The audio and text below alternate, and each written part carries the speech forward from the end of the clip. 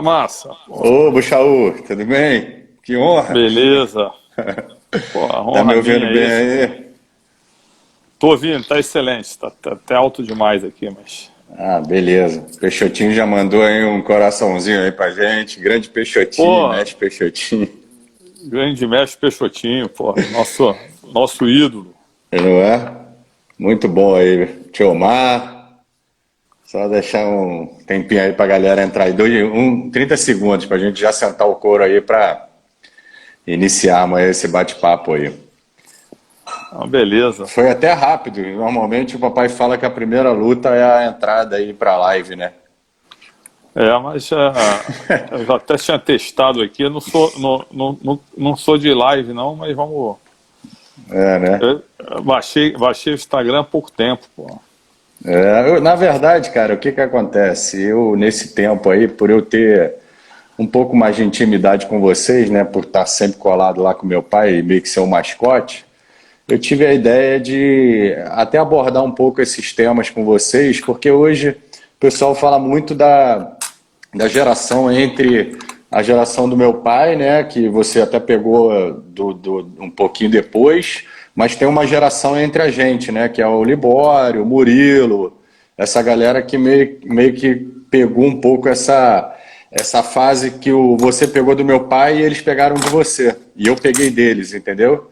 Então eu tentei pegar, tipo, o tio Miguel, você, o Peixotinho tá na lista, tio Djalma, que é uma galera que eu tenho eu tenho uma proximidade e até intimidade para pedir aí essa live aí para que isso fique registrado no YouTube, para que futuramente um dia, né, quem sabe teus netos, um dia vai falar, pô, meu avô era a maior casca grossa, tem uma reportagem dele lá no YouTube, vamos ver, entendeu? Então a minha ideia é deixar isso aí para a eternidade e já deixar o agradecimento aí pela sua disponibilidade. Não, pô, eu que agradeço, Marcelo, é um prazer. Depois eu quero ter essa gravação aí, porque eu não sei nem como é que grava. Esse sinal do Instagram em 24 horas já some, né? Na Mas verdade eu depois... consegui dar uma estudada e peguei um aplicativo que eu jogo tudo no YouTube, depois no canal do Massa. E aí eu te mando o link, que aí você fica com ele guardado lá, ou posso te enviar a gravação posteriormente. Mestre Rosado aí na área, agradecer aí, já falando aí com o Peixotinho. Tô vendo Entrou o aí que mestrão, tá entrou. aí. Fala, mestre Rosado, tô aguardando aí pra gente começar os treinos, hein? Porra, grande mestre, porra. Aí, entrou até o Alberto Henrique, amigão meu lá de Portugal, casca grossa também. Bem-vindo aí, amigo. Treina jiu-jitsu aí já há uns 20 anos aí também. Bacana. E já tá treinando aí para pegar a faixa preta, ou já pegou, tá na boca. Show de bola. Então vamos ao que interessa. Mestre Buchaú, vou fazer uma apresentação aqui prévia só para a gente já ter aqui, que é Antônio Cláudio Buchaú, carioca, economista, casado com a Heloísa. A gente tem essa história aí até desde pequenininho aí, se você for ver aí, até peguei aqui uma foto aqui, que eu não sei se a gente vai aparecer, mas lá no seu casamento, eu sou esse de roxo aqui embaixo aqui que eu não estou aparecendo, uma filha e grande lutador de jiu-jitsu aí, em que a minha irmã mais nova, né, foi sua dama de honra, e depois... Pode falar. Não, maior honra. Feliz foi minha dama de honra. Você devia ter aí uns 8 anos, né? Acho que a Feliz devia ter 7 anos, né? Casei há 30 anos atrás e... Eu tinha 12. 12 anos já? 11, né? Porque eu vou fazer 42. E depois, tá aí a filha da Feliz, com o mesmo vestido que ela foi no seu casamento, a dama de honra, foi a dama de honra no meu casamento com a Cris. Ela aqui, com o mesmo vestido. Minha mãe deu uma guaribada, né? Não, ficou... Mas... E a cara dela, essa é a filha da Feliz, né? Você vê que parece, se botar de longe, parece a... Parece que ela quer ela entrando no seu casamento, né? Não, pô, espetacular. Eu até não via meu vídeo de casamento, tem uns 15 anos aí, minha filha agora vai casar ano que vem, desenterrou a fita. Olha que... Pô, aí tem lá no meu casamento, tá lá o Garotinho, Murilo, Libório, Valide, Clóvis, você. Eu vi essas fotos. Muito bom. Djalmão, Miguel, Carson, né? Pô, sensacional, cara. 30 anos atrás. Até pô, eu gravei ali com o celular o filme para não perder, né? Muito bom, que isso aí fica mais fácil até para mostrar, né? Jerônimo, Pedro De Seco, aí um abraço, entraram aí agora. Jerônimo, Casca Grossa, família Luciano Rosada. Jatobá também, um abraço grande aí. Cara, casca grossa também. Pedrão, o homem mais forte do Carson Gracie, né? Pô, Esse é mesmo. Esse era bizarro.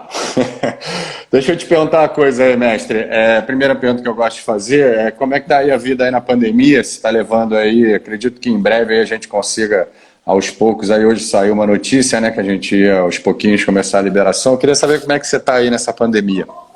não, acho que a minha esposa pegou, né? Ficou aí uns 15, 20 dias com corona. Eu acho que eu peguei também assintomático, mas não tive nada, nenhum sintoma forte. E agora, minha filha é médica também, está na linha de frente, então todo dia vai atender ela está fazendo residência na UERJ, atende na clínica da família, então ela também está ainda assintomática, mas provavelmente já pegou também, né? Então, eu amanhã vou fazer um teste aí que eu já quero, tomara que eu tenha pego mesmo, para já ficar livre, né? Ficar livre. Estou aqui nervoso para começar a treinar, né? Temos que voltar para o tatame. E esse final de semana eu já não pegava onda, tinha quase 3 meses sem ir à praia. Pô, esse fim de semana o Pedro Seco botou uma pilha aí, a gente foi pegar surf sábado e domingo. Ficou moído? Domingo, então, fiquei moído, pô, impressionante. Eu fiquei até com a certeza que eu acho que eu tive essa Covid mesmo, que eu fiquei quebrado, mas pô, feliz da vida, né? Nada como fazer um esporte, né? Ainda mais a gente que já vem com a rotina grande já de anos, parar de repente. Eu malho 2 vezes aqui em casa, cara. Botei uma mochila cheia de garrafa de água, me penduro aqui nas portas, e a mulher fica maluca, né? Eu vou quebrando a casa inteira, mas não tem muito o que fazer. E então, cara, vamos conversar aqui um pouquinho aqui, porque eu te chamei aqui no nosso bate-papo. Queria que você contasse aí como é que você conheceu a arte suave e o seu início no jiu-jitsu. Meu início no jiu-jitsu, eu com 14 anos, eu já tinha feito judô quando era pequeno lá no Monte Líbano, então eu já tinha tido um conhecimento de luta, né? Mas aquele judô que a gente fazia, todo mundo entrava, né, para aprender a cair e tudo mais, e participei de uma competiçãozinha de judô lá no próprio clube. E depois parei com luta, o negócio era pegar surf, apesar de nunca ter passado da faixa azul no surf, eu sempre gostei, né? Aí com 78, meu pai, por algum motivo, eu tinha 14 anos, ele achava que eu estava brigando muito, estava meio... Aí falaram para ele, não, bota fazendo uma luta que ele acalma, não sei o quê. Aí eu fui numa academia de karatê com um primo meu que levou, e fui com os amigos meus do Arpoador, fomos lá no Carson ali, estava todo mundo falando de jiu-jitsu, tudo mais, no Arpoador, muita gente começando a treinar. Aí eu cheguei lá, pô, com 14 anos, 1978, né? Aí o Carson falou, Buchaú é o maior criador de galo de briga do estado do Rio, não sei o quê. E acho que a primeira paixão do Carson era galo de briga, depois era a gente, né, os lutadores, né? Então, pô, sem dúvida. Aí eu nem sabia que era galo de briga, mas, pô, eu sei que ele gostou de mim só de ter esse primo afastado lá que criava. Aí eu entrei e comecei a treinar ali naquela aula de criança ainda, pô, tava o Maneco, o Murilo, eram garotos, o Juninho tinha, 8, 10 anos de idade, né? E tinha as feras bravas que já eram Rosado, Pinduca, Rosental, Peixotinho, né? Acho que o Zé e o Kaique já estavam ali. E comecei ali em 78, tinha aula com o Carlos Alberto, depois com o Mário Cupertino. Até que teve o primeiro torneio lá que eu entrei, eu competi, eu me encantei, né? A primeira luta lá de faixa azul, eu lutei com o Carlinhos Machado, né? Irmão do Riga, num torneiozinho ali no Vasco. Me lembro do Rosado até hoje gritando assim, tinha um giral em cima, ele gritando lá de cima. E ninguém esperava eu ganhar. Os Machados, eles eram da família Gracie, né? Sim, eles eram primos, né? Primos por parte de mãe. Par de mãe, justamente. E eu ganhei ali, o Carson, aí levantou minha moral, né? Você ganha o campeonato, você fica...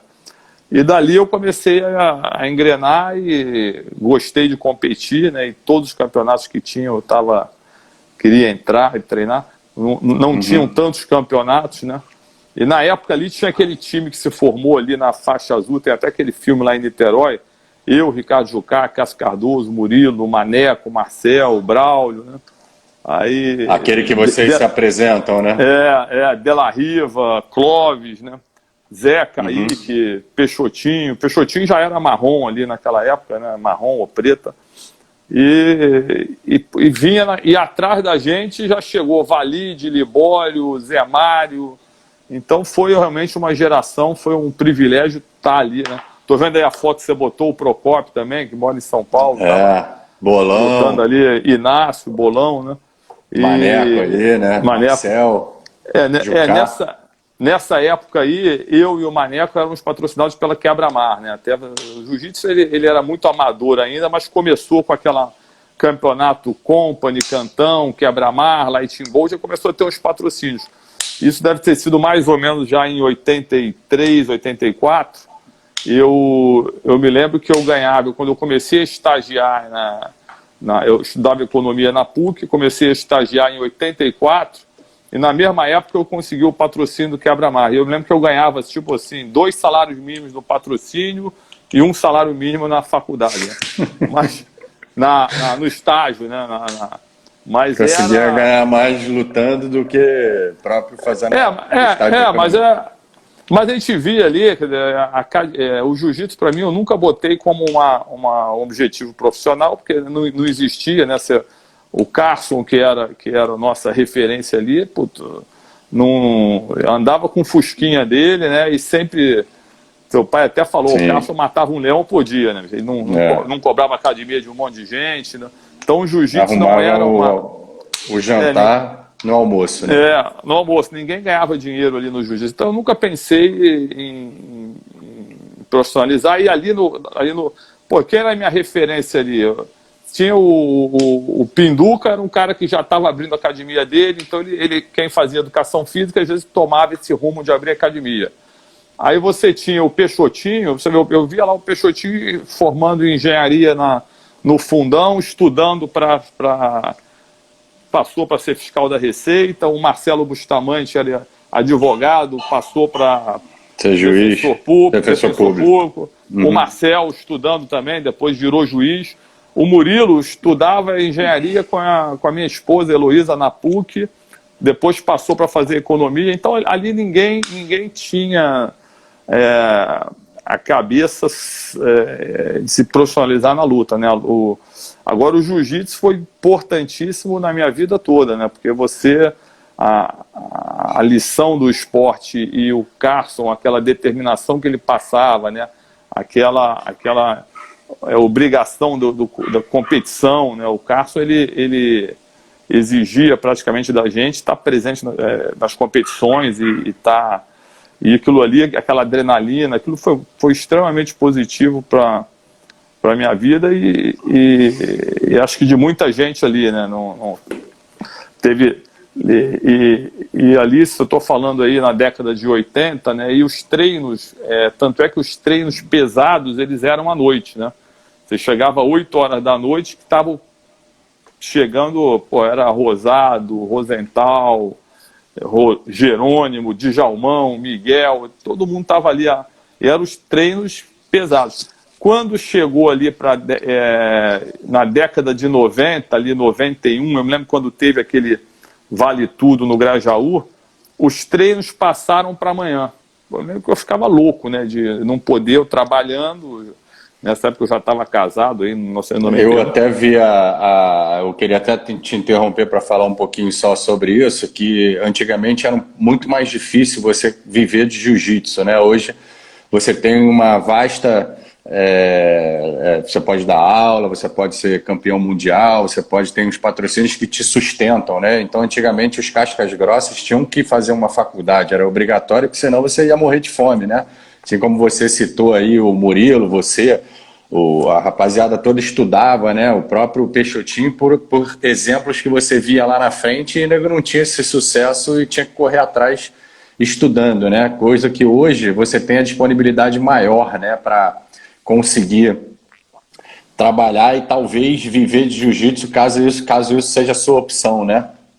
Não, justamente, eu acho que abriu-se aí um caminho enorme do esporte. Agora está se falando até aí nas escolas, você ter aí como matéria. Eu conversando com o Libório outro dia, o Libório está dentro de uma universidade americana lá, que tem 70 mil alunos fazendo um trabalho fantástico também. Então, o jiu-jitsu tomou um outro patamar, né? Mas, sem dúvida alguma, eu acho que até que a pessoa tem que, assim como todo esporte, né, não se pode achar que o esporte é para quem vai viver do esporte, né? Você tem que usar o esporte como uma coisa que vai te ajudar, eu dormi cedo a minha vida inteira, não bebi, não fumei, trabalhei 34 anos no mercado financeiro, nunca tomei um calmante na minha vida. Por quê? Porque sempre tive o esporte ali, a filosofia do jiu-jitsu, quando às vezes eu estava meio parado, parei de treinar, começa a ficar meio estressado, eu pegava o kimono e ia para academia, você treina uma semana... Válvula de escape, né? Válvula de escape, né? Então, e você, aquele negócio do jiu-jitsu, você treinar, depois se sentar, ficar conversando com os amigos, aquela muito bom, brincadeira. Né? Eu quando era novo, o Sérgio Malandro ia treinar lá, o Sérgio Malandro não era nem artista ainda, era show de graça, né? Você ficava rindo lá das merdas dele, ele falando lá, ele estava começando depois a virar artista. Então é realmente uma terapia, né? Aquilo que a gente senta ali para conversar Eu entendo muito o que você está dizendo aí, porque eu vivo isso também, né? Mal ou bem, eu cheguei a trabalhar também numa corretora durante quase 10 anos e você aprende a ter essa frieza, né? Na hora daquela adrenalina ali, até para se controlar, e quando você sai dali, você não vai tomar uma garrafa de uísque, você vai para a academia, onde seus problemas vão ficar lá na corretora, né, ou no banco, e ali você consegue se desconectar um pouco daquele mundo, né, e entrar nesse mundo da luta aí. E como eu até digo, meu pai sempre me orientou muito bem, mas o jiu-jitsu também me ajudou muito.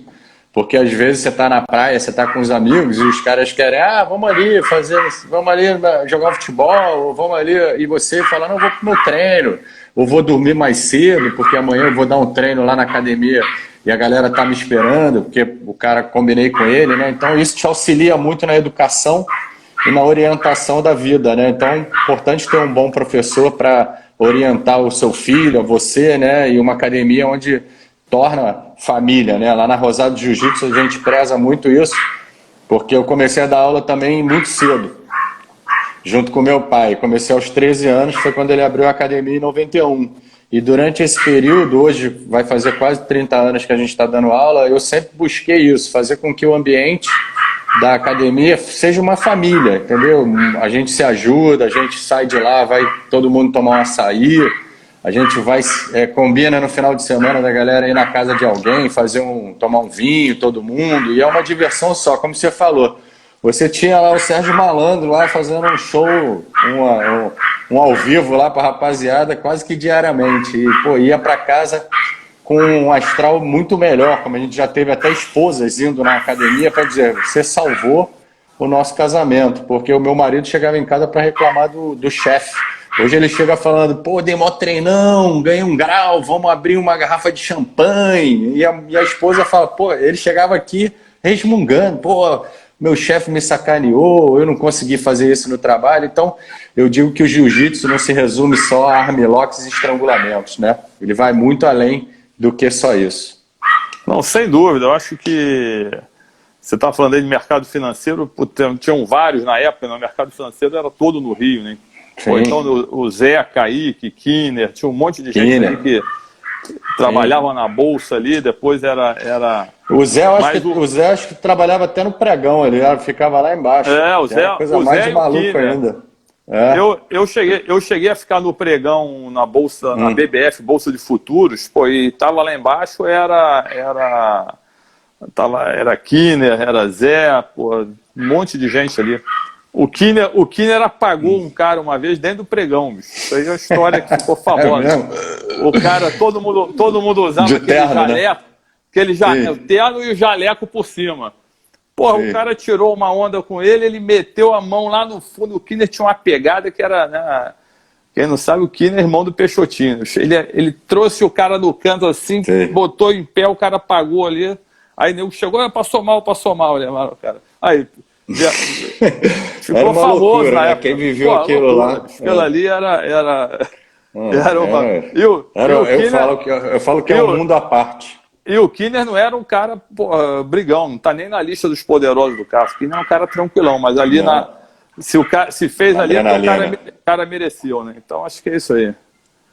Sem dúvida nenhuma. Só quem viveu esse mundo aí que pode dizer que era uma loucura mesmo. Eu ficava impressionado. Quando eu cheguei na corretora, eu falava, cara, coisa de maluco. Mas emburaquei. Quando foi para São Paulo, acabou mudando um pouco a minha vida, né? E aí eu acabei mesclando para outras coisas. Hoje, para você ver, eu trabalho dando aula de jiu-jitsu e trabalho lá no Hospital do Badim, junto com o Antônio. Apesar de eu estar afastado aqui hoje, mas você vê como é que é. O jiu-jitsu sempre esteve presente como algo que auxilia a minha vida, né? Então eu trabalho durante o dia e à noite eu vou para a minha diversão, que é dentro do tatame, junto com meu pai lá, enfim, dando a minha aulinha, fazendo meus treininhos. Mas Não, eu acho que você já... pode falar. Eu treino lá, né? Eu morei, eu estava morando 4 anos em São Paulo, vindo só final de semana e voltei para o Rio aí em 2019 e entrei lá, matriculei lá, falei, pô, vamos... Foi isso mesmo, muito bem-vindo. 2 meses lá, eu acho que você e seu pai estão um trabalho excepcional, porque o Rosadão tem toda a filosofia, o old school, tudo mais, e você tem essa transição para o jiu-jitsu novo, moderno. Pô, eu só não parei só com a contusão lá, tive um estiramento na perna e agora eu tô pronto aí para voltar. Tá de volta, né? Mas eu acho você estava falando que em 91, né, eu até vi eu até vi o Libório, se eu não me engano, falando numa live que o treino tinha passado para meio-dia. Ele saía do banco correndo para treinar, né? Justamente. Foi na época do... O que aconteceu, né? Essa transição do jiu-jitsu amador para profissional. Na nossa época, você tinha a família Grace que vivia de jiu-jitsu, treinava o dia inteiro. Ali treinando com a gente, você tinha um Cassinho que estudava educação física, aí você via que claramente ia seguir. O De La Riva era outro também que começou a dar aula cedo.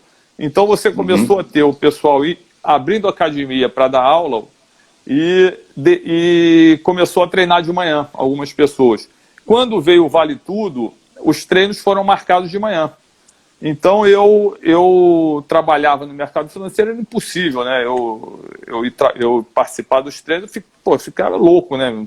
Treinando Carson, dando aula de Vale Tudo lá pro Grajaú. Eu fui lá umas 2 ou 3 vezes assim, de sair voando na cidade de moto, chegar lá, olhar e tentar. Mas aí depois o jiu-jitsu tomou outra proporção. Ali o pessoal foi se profissionalizar. E você tem o caso do Libório, foi o emblemático, né? Que o cara largar o Banco do Brasil para ir para os Estados Unidos, se dedicar. Mas teve peito e ele ainda conseguiu um patrocínio do Banco do Brasil para fazer essa transição, então ele ainda conseguiu esticar um pouco, né? Acho que quando não conseguiu conciliar mais, ele saiu. Mas sem dúvida foi... Aí você teve depois várias pessoas que saíram dali, o jiu-jitsu explodiu, aquele Vale Tudo no Grajaú, acho que foi pós Vale Tudo, teve muitas academias abrindo e aí depois foi o UFC, né? E foi tudo. Sim, aí foi embora. Eu brinco que foi quando deixou de viralizar jiu-jitsu para virar jiu-jitsu, né? Porque antigamente as pessoas, o meu padrinho, até o Jerônimo, falou que a empregada dele perguntava como é que tinha sido o Judite. Eu me lembro, eu no colégio, eu já treinava jiu-jitsu há, sei lá, 10 anos. E aí você faz algum esporte, jiu-jitsu, o que é isso? Eu nem sabia o que era. Era, não, parecido com judô, mas é mais no chão. E jiu-jitsu. E aí eu falo que foi a pronúncia mudou aí, né? Foi quando o jiu-jitsu retomou, né? Porque nos anos 60, ainda tinha a era do Hélio Gracie, né? E deu essa parada aí. e em 91, com o Vale Tudo que teve lá no Grajaú, a arte voltou a brilhar aí no meio da galera. O meu próximo tema aí você já respondeu aí, né, que eu queria saber como é que eram os treinos lá na academia e os cascas grossas que estavam lá quando você chegou, né? E eu queria que você contasse aí, porque eu já ouvi muito essa história aí do meu pai, né, do Mestre Rosado, com a minha mãe, e eu queria ouvir aí a sua história. Como é que foi a história do cinema? Que ele já ouviu ele contar várias vezes aí, eu queria ouvir a sua versão. Pô, o Rosado era, pô, referência lá, né, pô, treino duríssimo e tudo mais, e na academia a gente sempre aprende muito entre a gente ali, né, e acaba alguém te adotando ali, te passando as posições e tudo mais. E eu estava no cinema, entrei no Rox ali para, não sei se eu estava nem acompanhado com quem eu estava, e estou sentado, o filme ia começar, naquela época não tinha lugar marcado, você sentava, né? Aí de repente eu vejo, chega o Rosado e a Gracinha, né? Aí não tinha lugar junto ali para ele sentar. Aí eu levantei, mexe Rosado, senta aqui junto aqui da Gracinha, eu levantei e fui para um outro lugar, né? Pô, aí ele falou, pô, mas qual o seu nome? Eu falei, não, eu te conheço lá do Jiu-Jitsu. Ele nem sabia quem eu era, né? Eu tava ali treinando com uma turma do Mário Cupertino, devia ter 15, 16 anos. Pô, a partir dali, bicho, o Rosado me adotou, me mostrou posição pra caramba, e campeonato ele tava sempre me dando apoio, e começou uma amizade realmente aí de mais de 30 anos, né? Quando eu casei, feliz foi minha dama, o Rosado tava lá no altar também com a família toda. E é um privilégio realmente ter o Rosado, que é uma referência no primeiro faixa vermelha do Carso, né? O Carso tem aí o Pinduca e o Rosado, são duas referências. E chegando aí em breve, faixa vermelha Peixotinho também, que tá aí também na live. Então foi um orgulho enorme aí a gente essa amizade ter. E agora o Rosado, vai me treinar para voltar a treinar. A gente vai aprimorar. Lá. Eu ganhei muitos campeonatos com a raspagem do Rosado, né, nas posições que ele me ensinou e tudo mais. Mas o Rosado é tão detalhista que até hoje ele fala que eu não faço certa posição. Ele vai me corrigir agora. Então, sem dúvida nenhuma. Eu falei, eu tô ansioso para voltar para ele conhecer na íntegra, né, efetivamente os detalhes. Eu mesmo, depois desses anos todos aí, hoje eu sempre tive um físico muito diferente dele, né? Ele sempre foi um cara muito grande. Então, eu sempre fui menorzinho. Então, eu achava que eu não conseguia muito praticar as posições dele, né? Então, eu, de certa forma, acabei desenvolvendo um jogo muito próprio. Apesar de ter herdado dele uma facilidade boa em conseguir desenvolver algumas posições em situações de risco, né? Muitas vezes eu falo com meus alunos, alguém quer perguntar alguma coisa? E aí, às vezes, um aluno até me pergunta alguma coisa que naquele momento eu nem estou apto, né, para responder a ele. Eu digo para ele, faz aqui em mim que eu vou te dizer o que você tem que fazer. E naquele momento eu acabo desenvolvendo a saída ou o golpe de defesa praticando, né? Porque aí você como professor, você está sempre aprendendo, né? Então você ter aquilo ali como válvula também para aprender a alguém te perguntar, então a raspada dele é uma das posições que, cara, caiu na guarda, dominou o braço, reza, porque a montada vai ser pior do que a raspada. Não, sem dúvida, acho. E o jiu-jitsu tem isso de bom, né? Porque você está sempre... o biotipo, eu nunca vou ter um jogo igual o Della Riva, né? Eu peguei faixa preta junto com o Della Riva, mas se pegar o meu jogo e o dele, porque o meu biotipo é totalmente diferente do dele. Logicamente, o cara que é um professor, como o Rosado, Della Riva, ele vai adaptar o jiu-jitsu ao jogo, ao biotipo do aluno ali, né?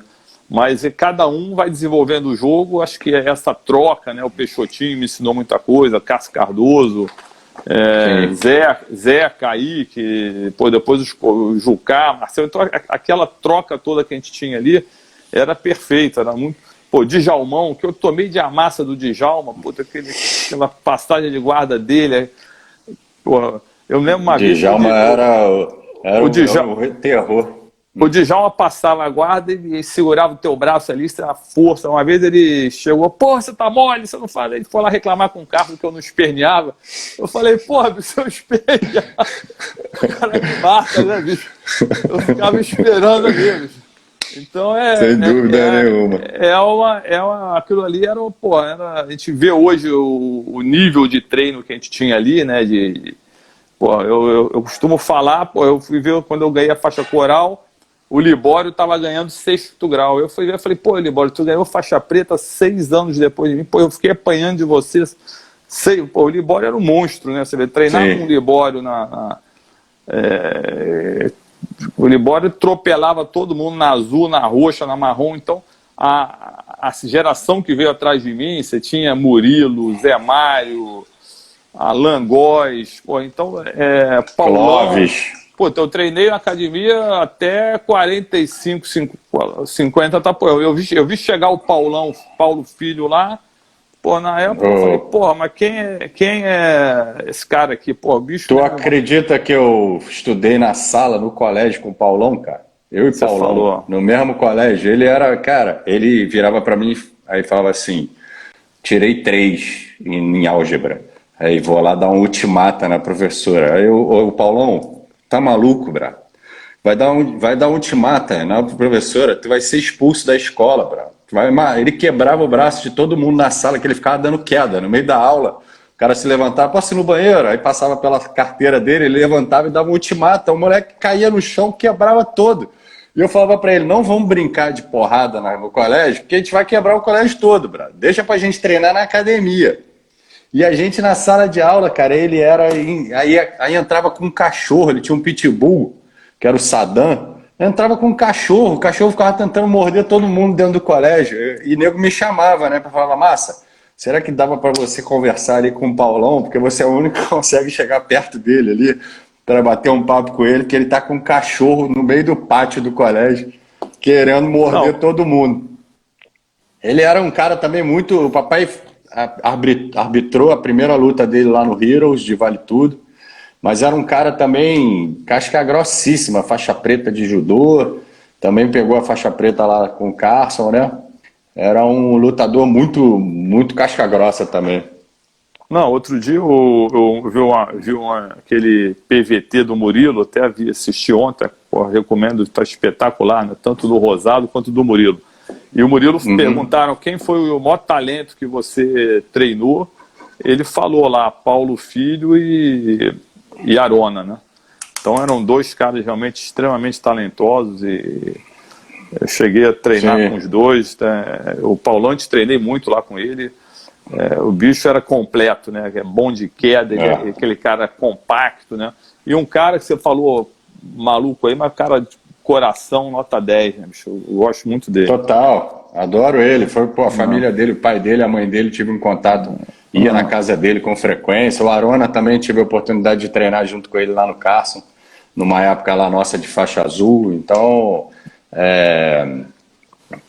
tempos áureos também, da minha fase, né? Queria que você contasse um pouquinho, Bichaú, só para a galera aqui que está aqui conseguir entender como é que você conciliava toda essa parte aí de treinamento. Não sei se você já estava namorando a Heloísa, e família, e treino, e estudo, trabalho. Como é que você conseguia organizar isso aí na sua vida? Não, a primeira coisa, não tinha live, não tinha WhatsApp, né? Não tinha esses negócios todos que tem que ficar pendurado aí, né? E eu me lembro que quando eu comecei a treinar muito, eu falei pro meu pai, pô, eu quero uma moto. Eu estava juntando dinheiro, a primeira coisa que eu comprei, quando eu entrei na faculdade, eu comprei uma moto. Então, eu ia da faculdade, ia de manhã para a faculdade, já com kimono de moto, saía,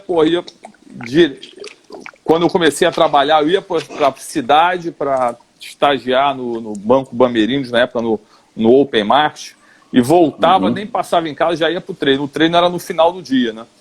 E foi assim, na faculdade, eu procurei lá, que é obrigatório a educação. Tem judô, entrei no judô da faculdade, tentava,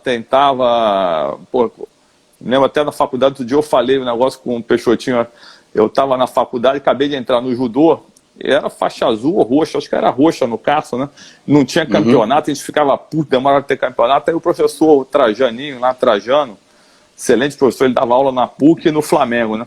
Aí o Trajano chegou e falou na turma, início assim, falou assim, ó, vai ter o eliminatório pro brasileiro universitário no Flamengo, se vocês quiserem lá ver, tem lutadores da seleção brasileira, vale a pena ver.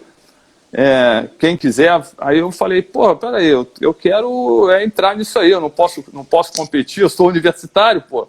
Aí o cara, não, mas os caras, pô, não, os caras estão nível de seleção e tal. Eu falei, pô, mas eu não posso entrar? Ele falou, não, poder pode. Eu falei, então, pô, me bota lá. Bom, aí eu cheguei lá para entrar no negócio de faixa branca, aqueles caras, chegou o time da Gama Filho, os caras tudo de que Gama Filho era o melhor time que tinha. Sim. Aí quando eu chego lá, quem tá lá? Peixotinho.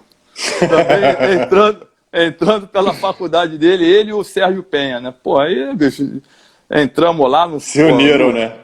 Lutei, peguei o Marcos André, que era um cara lá, não sabia nem a regra, tomei um quedão, mas valeu, o cara depois falou, pô, o pessoal gostou de você, vai ter aí o campeonato carioca de branca verde, você não quer entrar não? Eu falei, me bota aí, pô, aí eu entrei nos 3 campeonatos de judô ali, mas então você aproveitava ali, né, eu tinha educação física, fazia o judô, ia pro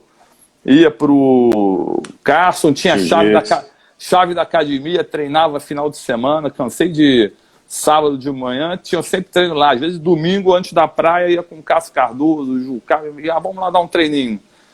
Treinava. Toda hora era hora, né? E não tinha aquele negócio do preparo físico, né? De você. Hoje em dia eu vejo que o pessoal, você faz musculação, aí tem, aí você tem que descansar. Alimentação, né? Nutricionista. Nossa época era corridinha na praia, na areia fofa ali, o Carlos falava, não, corre na areia, não sei o quê. E de vez em quando. Então era treinar, e não tinha, depois o jiu-jitsu evoluiu. Quer dizer, o que eu fiz na minha época seria impossível depois, porque hoje em dia o cara faz um treino completo, né, de preparo físico e tudo mais. Então, mudou, né? O jiu-jitsu foi para outro patamar, os atletas. Na época, por exemplo, eu lembro o Ezequiel, quando apareceu na academia, ele era de judô, tinha um preparo físico que o pessoal do jiu-jitsu não tinha na época, né? O judô chegou primeiro nessa parte de preparo como esporte olímpico. Eu me lembro que o primeiro cara que eu na Marrom, que eu lutei com o Pavão, né? O Pavão era professor de educação física, todo bombado, forte, né?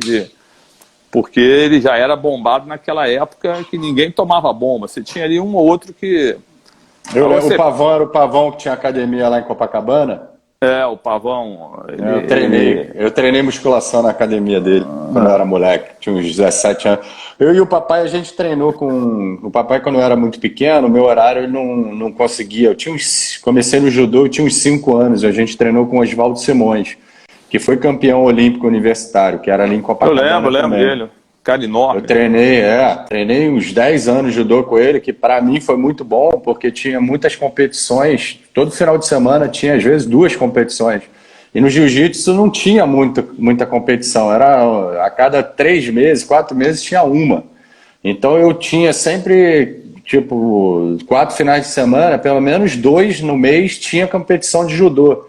E me ajudou muito, porque o jiu-jitsu, mal ou bem, apesar de ser mais no chão, ele começa em pé. Então, isso para mim era uma chave para o carro de controle remoto, porque eu entrava para lutar e já tinha uma quedinha boa e já derrubava o adversário e já caía ali nos 100 quilos para trabalhar, entendeu? Então, foi campeão mundial universitário, que o tio Jeff também treinou lá com ele. Papai, tio Jeff e eu treinamos com o Oswaldo Simões judô. Então é importante também, né, de disciplina, porque na época não tinha muito jiu-jitsu, né? O esporte que todo mundo colocava era o judô, né? E como você falou aí, a galera corria atrás dentro do possível. Eu falo que o Carson Gracie da ginástica era o Gaspar, né? Que era o cara que mesmo fazia... Até eu treino hoje muito crossfit, porque eu sinto que me ajuda muito no jiu-jitsu, porque é um trabalho muito grande de core, né? Você faz bastante levantamento de peso, muitas repetições, barra. E o meu pai falava que o Gaspar botava uma música de 8 minutos, dava um peso de 10 quilos e faz polichinelo aí, até a música acabar. E ficava, aí ele falava, ia caindo um, ia caindo outro, era tipo uma disputa dentro da academia, né, de ginástica. Então a procura para que tenha uma melhora, né, dentro do tatame, como você falou, era isso, era o que tinha na época, né, era correr na praia e treinar. O Miguel, quando eu fiz a, a live com ele, ele falou, cara, para ficar bom é treinar, treinar e treinar. Tem que treinar, velho. Não adianta querer ficar bom sem treinar, entendeu? E se dedicar. Obviamente, como você disse, tem alguns recursos que você pode atingir hoje que na época não tinha, mas tem que estar no tatame treinando, né? Procurando tudo dentro do padrão, como meu pai disse. Você pode até tomar tua cerveja, mas se tu vai treinar amanhã, tu não vai tomar tua cerveja hoje, né? Deixa para tomar depois do teu treino. Entendeu? Então você tem que estar sempre se dedicando a isso. Queria que você falasse um pouco, mestre, sobre se tinha uns desafios dentro da academia. Na minha época ainda tinha um pouquinho, que era eliminatória para o campeonato, né? Meu pai até dizia, cara, se você ganhar a eliminatória, o campeonato vai ser mais fácil, porque os melhores lutadores estão aqui.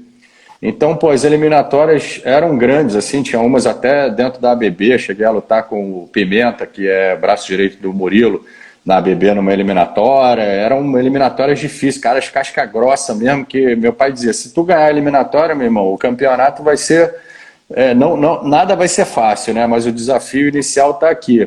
Então, se na minha época não tinha muito campeonato, na sua acredito que menos ainda. Eu queria que você falasse um pouco aí sobre os desafios de academia, se existiam, se você participou de algum, e como é que eram os campeonatos. Não, o eliminatório eu acabei não pegando muito lá na academia, porque como eu estava ali eu lutava no pesado, eu comecei lutando no meio pesado, depois no pesado, então você tem pesado, pesadíssimo e absoluto. Então eu sempre entrava no peso e no absoluto, então a categoria médio, por exemplo, era muito disputada, então você tinha essas eliminatórias. O meu ali, se tinham dois no pesado, eu ia no pesadíssimo. Não? Então, na minha categoria não tinha, mas eu via embaixo ali, sempre teve. Né?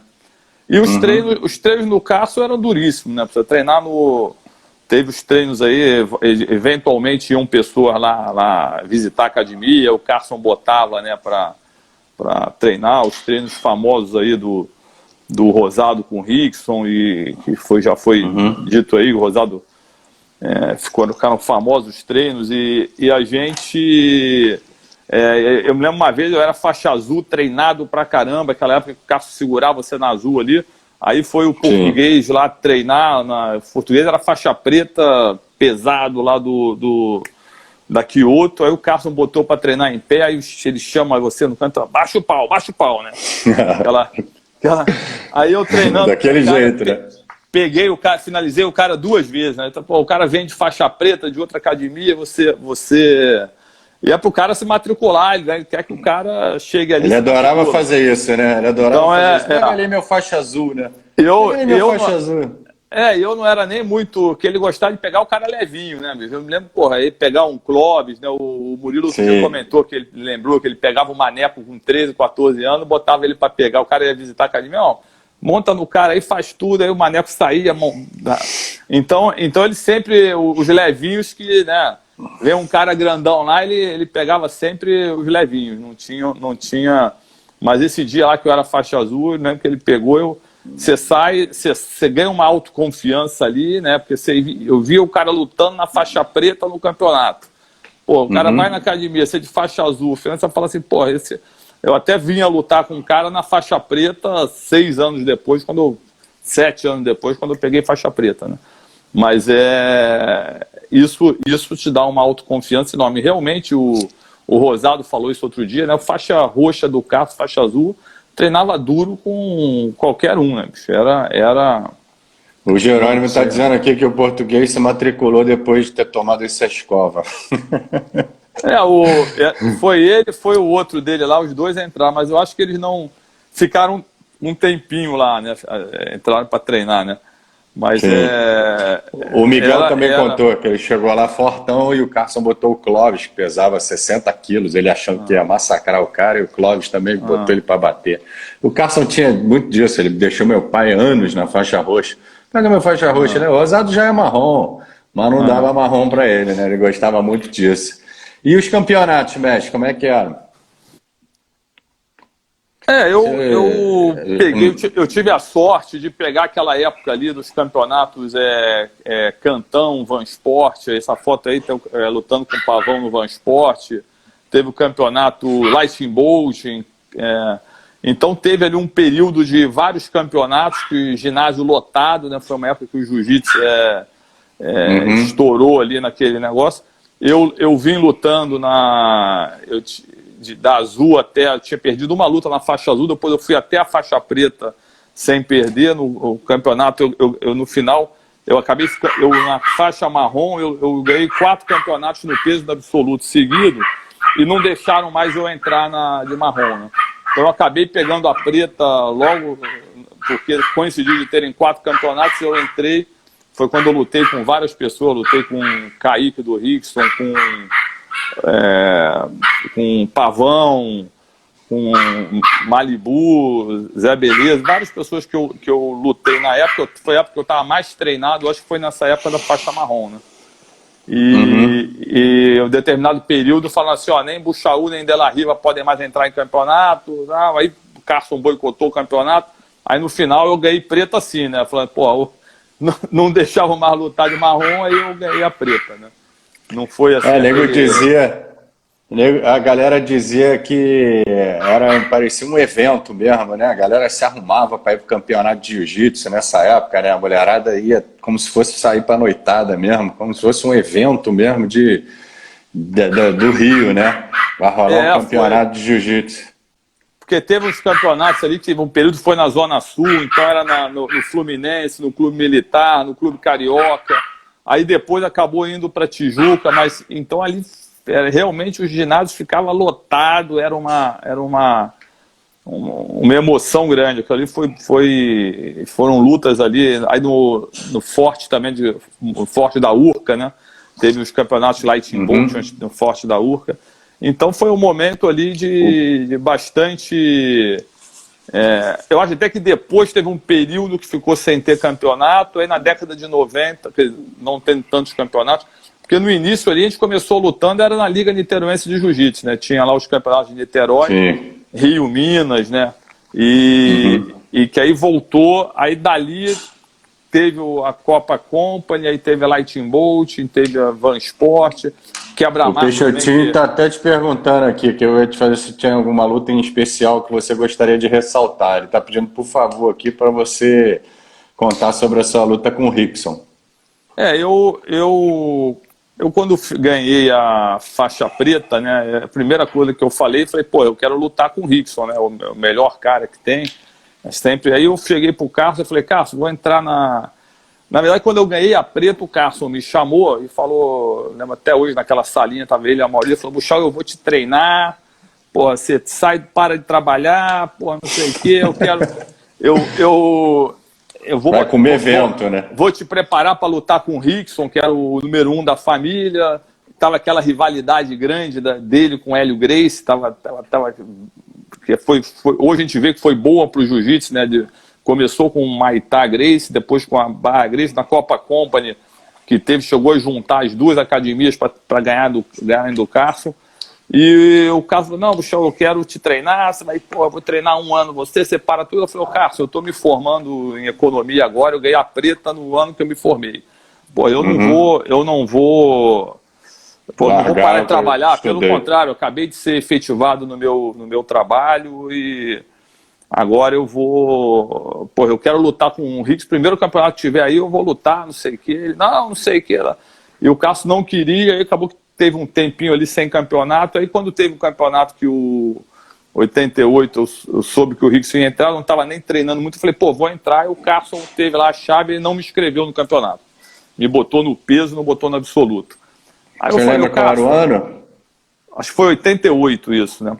Aí eu tinha ganho preta ali em 86, Aí eu falei, ô Carson, eu vou entrar, viu? Eu vou lá no Pinduca, vou entrar na academia do Pinduca, eu quero entrar. Ele, não sei o que, aí acabou que ele me botou no... Aí eu falei, pô, eu não tinha nada para perder, eu tinha visto o Peixotinho, no Peixotinho lutou com o Rickson num dia histórico que ele fez 5 lutas faixa preta, ganhou do Hillian Gracie, lutou com... Na quarta luta pegou o Rickson. O Rickson era uma referência. Indo para a segunda, né? Só tinha feito uma luta e ele tinha acabado de lutar já com o nego. Eu acho que não existe lutador invencível. A gente sabia dos treinos do Rosado, que tinha finalizado o Rickson num treino lá na academia e tudo mais. E eu falei, eu não tenho nem. Eu quero lutar, quero participar. Então eu entrei para lutar. Você ter uma ideia, foi ali no Municipal, antes da minha luta, as duas lutas finais do campeonato era Royler com De La Riva e eu com Rickson. O De La Riva ganhou do Royler, o ginásio inteiro, De La Riva, Carson Gracie, pô, Hélio Gracie, Carlos Gracie, família Gracie inteira lá, nego gritando. A pressão é grande, né? Pressão, né, bicho? Aí quando eu entrei para lutar com o Rickson, eu vi que ele estava até desconcentrado, e ele já entrou querendo me finalizar, dando um armlock aéreo e tal. E eu ali me defendendo. Aí a luta no final, cada posição que ele vinha, o pessoal 10, 9, 8, e pô, eu lutei 8 minutos e meio de luta, né? Eu acho que ele tinha feito só 4 pontos. O Rickson, ele não lutava para fazer ponto, ele lutava para finalizar, bicho. O cara tem que tirar o chapéu. O cara realmente era uma máquina e ele lutava focado na finalização. Diferente do que tem hoje, né, mestre? Hoje a galera treina muito para fazer pontuação, né? A gente naquela época já tinha sido doutrinado para finalizar. Meu pai até dizia: não vai aí deixar na mão de juiz que eles vão dar a vitória pro outro, bro. Quer ganhar, finaliza. Não, justamente. E aí eu, concluindo ali, acabou que resisti até 8 minutos e meio, quando 8 minutos e meio ele me pegou, até ironicamente, no triângulo, que é a posição que eu mais dou. Eu finalizei vários alunos dele em triângulo, mas ele tinha montado, ele tentou ir para minhas costas, eu rodei, o kimono subiu na minha cabeça. O juiz meio que deu aquela parada para tirar. Quando tirou, ele encaixou o triângulo ali. Encaixou o triângulo ali, eu fiquei em pé ali, tentei sair, eu tentei passar para frente, aí eu caí com a cabeça e comecei a ficar tonto e bati. Mas eu acho que foi uma luta boa dentro do meu negócio, e a gente acaba ficando às vezes mais conhecido com as derrotas do que com a vitória. Sim, muita gente fala. Outro dia eu encontrei o Sérgio Sveiter, né, lá na graduação do Murilo, e ele falou: pô, Buchaú, eu cronometrei todas as lutas do Rickson, você foi o cara que a luta mais longa de jiu-jitsu do Rickson que eu cronometrei foi com você, que foram 8 minutos e meio. Mas eu digo o seguinte: se ele tivesse o Rickson depois, eu acho que ele foi para os Estados Unidos. Se ele tivesse continuado ali, eu ia entrar e ia virar o Alfredão. O Peixotinho deve lembrar do Alfredo, que era cara do... Entrava em todos os campeonatos. Todos os campeonatos, e lutava com o Rickson. Acho que não tem. O jiu-jitsu uma coisa, se lutar vale tudo. Eu nunca lutaria um vale tudo com alguém da família Gracie. Eu acho que a família Gracie, ela tem uma representatividade muito grande no jiu-jitsu. O Carson... Nem o Carson, eu nunca vi o Carson falar em treinar um lutador dele para lutar com alguém da família Gracie, né? Acho que essa história a gente estava no lado do Carson, mas puta, o Hélio Gracie é um cara de altíssimo. Sem dúvida nenhuma. Carlos Gracie, Hélio Gracie é importantíssimo o jiu-jitsu graças a eles aí, né? Essa história do jiu-jitsu aí, né? Sim. Eu estava até procurando aqui, você falou aí, fez várias lutas, né, de campeonato, e eu até mexendo lá nas medalhas que eu tenho, porque muitas delas já até viraram... você lutava por uma medalhinha que em uma semana já estava enferrujada. Se você ganhasse uma camisa era um privilégio, né? Ganhei uma camisa da competição. Então eu estava remexendo lá e até encontrei uma medalha da Copa Company que eu lutei. Estava até procurando ela aqui para ver se eu mostrava a foto para você, mas não encontrei. E sei que você lutou Copa Company e tal, e veio aí à tona agora a possibilidade. Fiquei sabendo aí que você vai enfrentar o americano numa luta casada, né? E que o grão-mestre Rosado vai te treinar. Queria saber como é que veio essa vontade aí de voltar a lutar. Eu sei que você sempre foi fissurado aí em campeonato, né? Em estar se botando à prova por toda a história aí que você contou aí na nossa live. E queria dizer como é que foi aí essa vontade de voltar aos tatames aí dentro de um campeonato aí e tá lutando aí com esse casca grossa aí que é o americano. Não, começou a história da Copa Company, essa pandemia aí no início aí, né, e como eu voltei para o Rio ano passado, voltei a treinar, né, tive essa contusão, e eu sempre gostei muito de competir, para botar a meta, né, então eu imaginei o seguinte, como disseram que era dezembro, eu falei, pô, eu vou entrar no preparo físico, de alimentação, treino, e não adianta eu querer, com 56 anos, esse mês vou fazer 57 anos, achar que eu vou lutar com um cara de 30 anos, ou de 20, ou de 40 anos, né? Então, como é uma luta casada com uma pessoa da minha idade, um cara casca grossíssima, realmente, eu cheguei a lutar na faixa azul com um americano, ele era faixa preta de judô, e quando ele entrou no jiu-jitsu, até me ganhou numa queda que ele deu. Então, para entrar, eu quero pegar alguém duro. Eu falei, olha, quando me chamaram para entrar, eu falei assim, ó, só entro se for para pegar um cara duro, que me incentive a treinar, né? Então, tem muita gente falando comigo, pô, Buchal, você não está treinando, pô, o cara está treinando e tal. Eu falei, calma, que até novembro eu não quero me contundir até lá, né? Acho que isso aí é uma... Eu acho que é o trabalho mais árduo, né? É o treinamento. Porque a luta em si é o dia de você chegar lá e fazer. O trabalho já foi feito, agora é executar, né? Ó, entrou aí agora Jair Jacó Mocelin Júnior. Grande Jair. Jair, faixa preta do Murilo, pô. Eu levei ele pro jiu-jitsu, pô. Casca grossa. Estudava comigo no Santo Inácio. Bacana, cara. A gente está muito feliz lá de você estar junto com a gente lá, academia. Vou estar à disposição também aí para estar treinando aí contigo. E vai ser aí um sucesso aí que eu acredito que não poderia estar melhor do que nas mãos do grande mestre Rosado. Cara, eu queria que você Pode falar. Não, conclui. Pô, essa foto aí tá legal, hein, essa com o Rosado. Tá maneira, né? Essa daí eu sei que você não tinha, não. Pô, essa daí a gente tirou lá no dia que o Pinduca ganhou a faixa vermelha. Tô lembrando. Agora que você falou, tô lembrando. Sim. Ele poderia não estar melhor do que nas mãos do grão-mestre Rosado. Tenho certeza que ele vai fazer um trabalho aí de excelência aí para a gente dar o melhor lá e conquistar o objetivo, né? Não, o Rosado e você também, né, Márcio? Acho que para mim vai ser uma honra. Essa vantagem da Academia Rosado é justamente ter Olha a Copa com essa conexão. Donato, né? O grande Donato.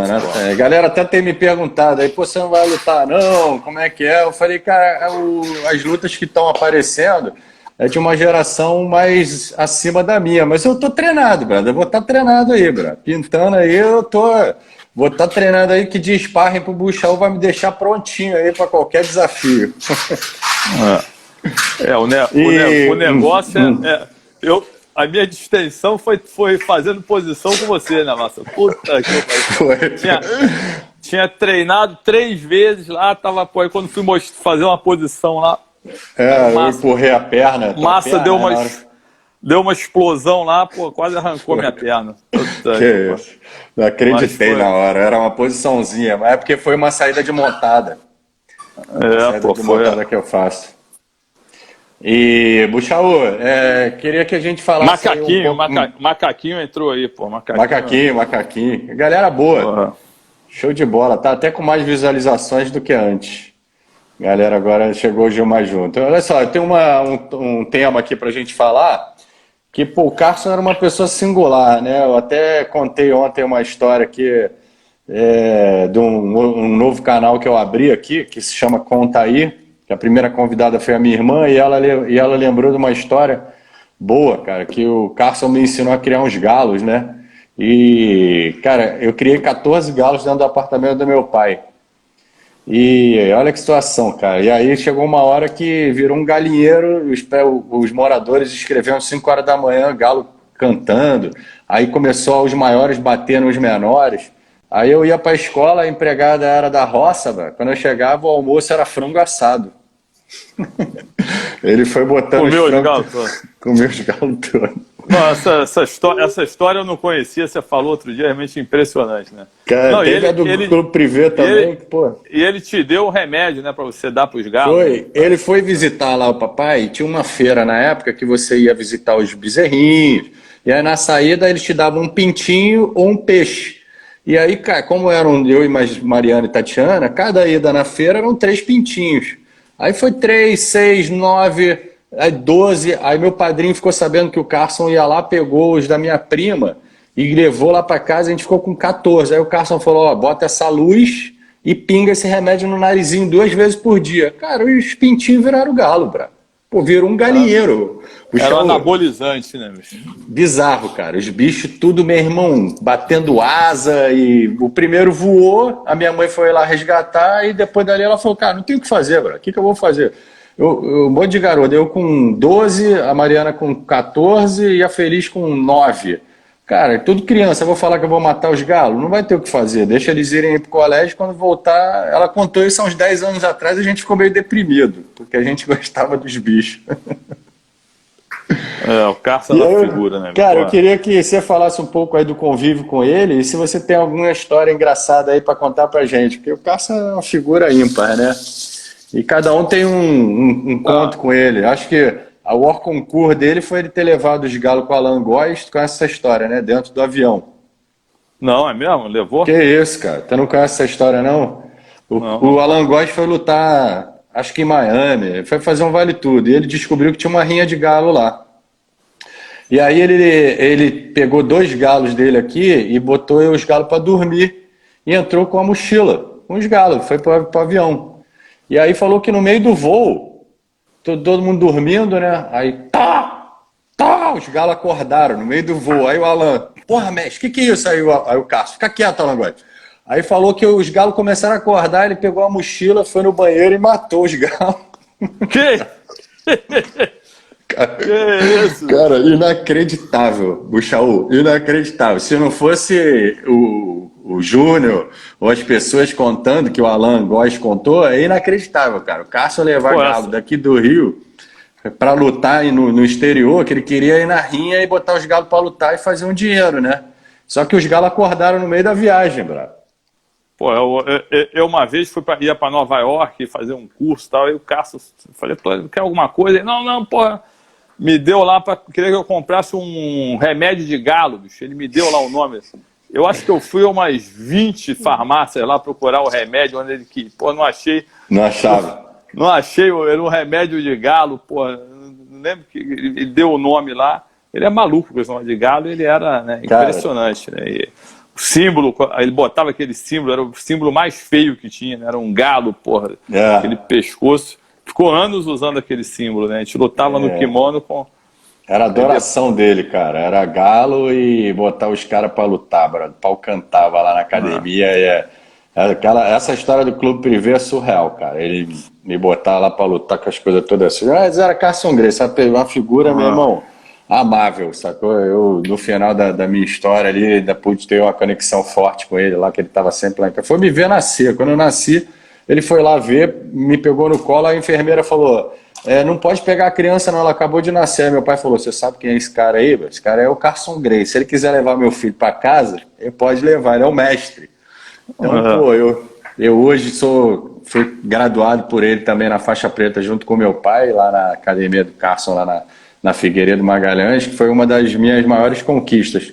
E eu gostaria que você já contou aí um pouquinho aí como é que foi a sua graduação da preta, né? Porque o papai hoje, ele até dentro da nossa academia, ele continua muito com a mesma história de graduação, né? A gente não tem nem um dia, hoje é o dia da graduação. Não tem, meu irmão. É janeiro, fevereiro, março, é o ano inteiro você pode ganhar a faixa.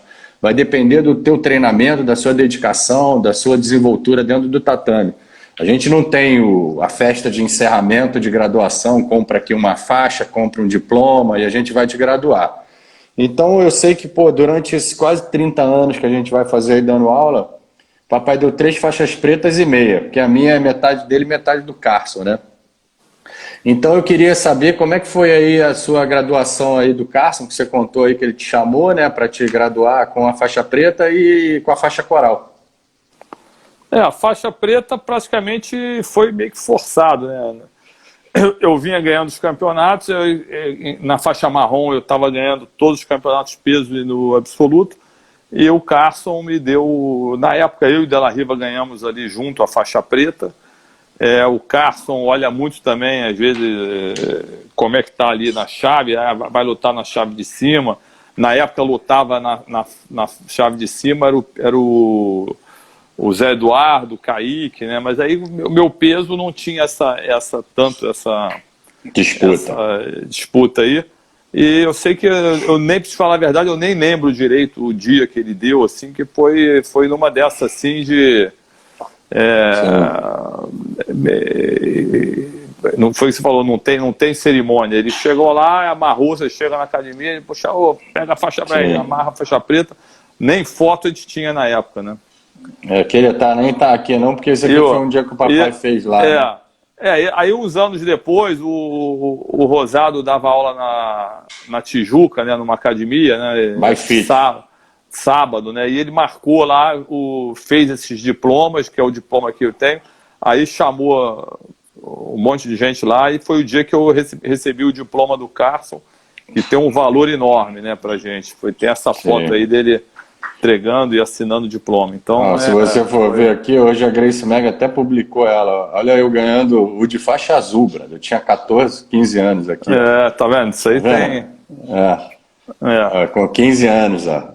Isso aí foi o dia que ele chamou lá a galera lá para graduar. E aí o papai falou: vou te dar o de faixa azul. Exatamente, Tem até a foto aí que você mostrou, né? Que tá lá. Foi aqui, ó. Aqui, ó. Kinner, isso. O Kinner, o Paulo Mamão. Essa aqui, ó. Essa aí, foi no dia. Peixotinho, né? Sim, tá você aqui abaixado aqui, o Kinner. O Peixotinho. Acho que aqui atrás tá o Kaique, tá o Zé aqui. Tem mais alguém aqui. É o Djalma, o Zé, o Kaique, Mamão, papai, Peixotinho, você e o Kinner. Esse dia aí foi histórico mesmo. E a faixa coral? A faixa coral, eu nunca liguei para faixa, para grau, né? Na verdade, nunca botei um grau na faixa. E o Murilo, ele recentemente juntou a turma toda, criou um grupo, né? Ele está resgatando e disse que era importante a gente graduar a nossa escola, né? Nós temos 2 faixas vermelhas agora, que é o Rosado, que já ganhou lá atrás do Carson, e o Pinduca agora na nova regra, faixa vermelha. Então eu acabei aceitando aí, aceitando. Foi uma honra receber a faixa, né? O Rosado junto com o Reison me deram a faixa, e tem a foto aí. Foi nesse dia aí, Nesse dia, na academia do Murilo. O Murilo está fazendo uma vez por ano, o Murilo faz uma graduação do time do Carson Gracie. E depois ele recebeu o diploma lá do Ismael, da Confederação Brasileira de Jiu-Jitsu Profissional. Profissional. Né? Que também veio um diploma bonito, grande ali.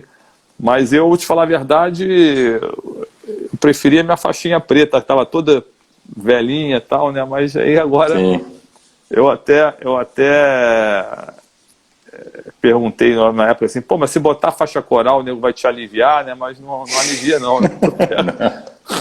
Então, papai que o diga aí, né, cara? Ele foi o mais novo a receber a faixa, porque o estatuto escrito pelo Hélio Gracie na época exigia que o cara tivesse 40 anos de idade e 10 anos de faixa preta. Ele ganhou a faixa preta dele com 29 e o Carson quis graduá-la. E ele entrou no tatame e treinava lá com vocês de vermelha, né? Virou meta. Passava o Rosado com 45, 50 anos, enfileirava lá todo mundo. Até hoje ainda. Impressionante, né? Nossa, ele fala que eu fico aliviando ele, mas, meu irmão, dou mole nada. E o Rosado tem um negócio, porque tem às vezes você treina solto, né? O Rosado, cada treino é uma luta, né, bicho? Ele marcava. Eu me lembro uma vez que ele foi treinar com o Valide, né? O Valide, os caras falaram, o Valide não tá batendo pra ninguém, o Valide era faixa marrom, né? O Valide não bate pra ninguém. Aí, puta, o Valide foi treinar com o Rosado, eu tava sentado vendo o treino, o Rosado pegou o Valide 5 vezes. Aí quando pegou a 5ª vez, ele olhou o relógio, falou, acabou o tempo, tinha dado 6 minutos, 5 minutos. Aí o Valide, porra, não, mas vamos mais. Aí ele falou, porra, o Valide, você bateu 5 vezes, já pediu pra parar 5 vezes, agora acabou o tempo. Agora acabou. Porra. Ele então, tinha disso mesmo, ele começou assim, né? Então isso era bom pra gente, né? Porque te botava uma meta para cada um tinha um estilo. O Peixotinho treinava 20 minutos seguidos, né? Meia hora, né? Pô, eu ficava lá de fora vendo o treino do Peixotinho com o Kaique, pô, doido pro Carson chegar e mandar parar, para sobrar treino pra gente. Porque não parava, né? O Peixotinho treinava meia hora com um, saía meia hora com o outro, né? O nego entrava pra dentro do banheiro treinando. Tu lembra disso? Pra trocar de roupa, o nego não parava, brother. Vai lá pro ringue. O cara tinha uma diferença com ele, né? O cara finalizou o outro ontem. Aí o treino saía do tatame, ia pra aquele hallzinho que tinha ali onde tinha uma barra. Aí ia pra dentro do banheiro mesmo, ninguém parava, né? Os caras não querem parar, já mandamos voltar. Era uma briga saudável, né? Cada um ali se abraçava e vamos em frente. Cara, eu desenvolvi aqui uma coisa que eu inaugurei com o tio Miguel, que eu queria fazer com você, que é o bate-pronto. Vou te fazer uma pergunta e você responde todas relacionadas ao jiu-jitsu. Pode ser? Pode ser, eu falei. Vamos lá, deixa eu só atualizar aqui que deu uma travadinha. Pronto, vamos lá. Tá me ouvindo bem? Tô ouvindo. Peraí que deu uma travada. Tá, show.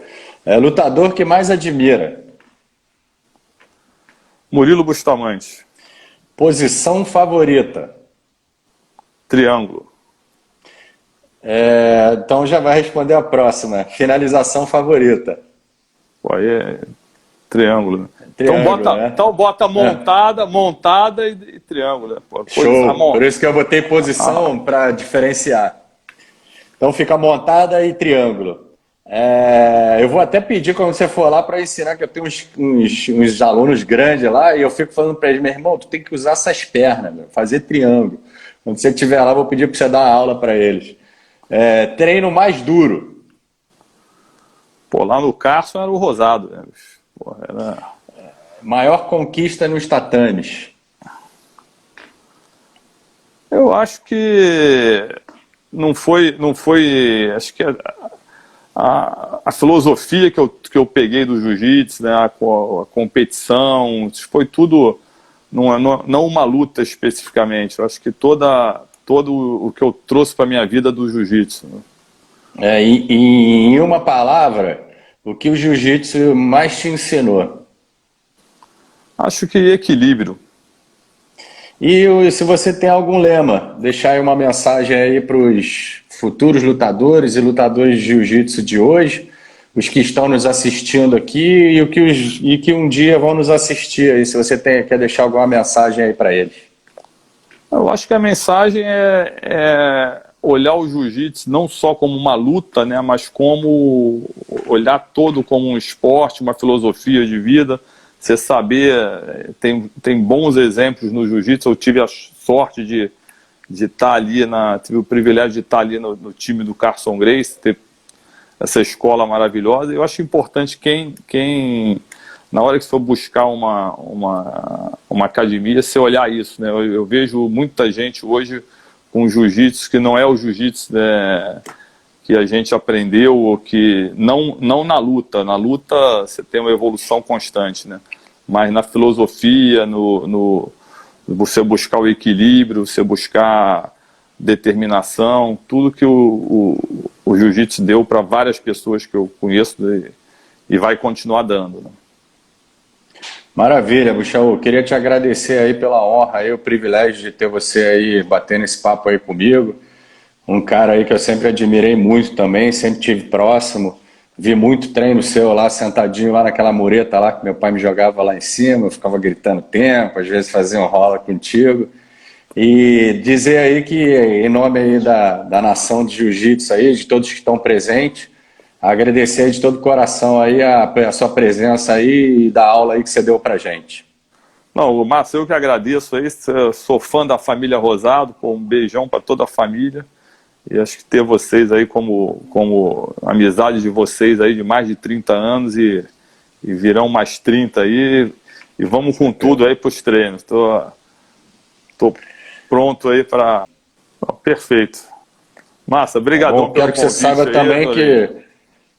Quero que você saiba também que você e sua família moram no coração da família Rosado, tá? Você é um cara muito querido lá pela gente, sempre muito bem exaltado nos momentos em que falamos no seu nome e né, da sua esposa aí, e dizer que, se Deus quiser aí, que venham mais 30, mais 60, mais muito tempo junto aí, passando essa pandemia aí, que a gente consiga se conectar aí de volta aí, como o Murilo mesmo fez aí, que a gente voltou a ter o convívio aí lá no Baixo Gávea, né? Naqueles encontros, tá bom? Beleza.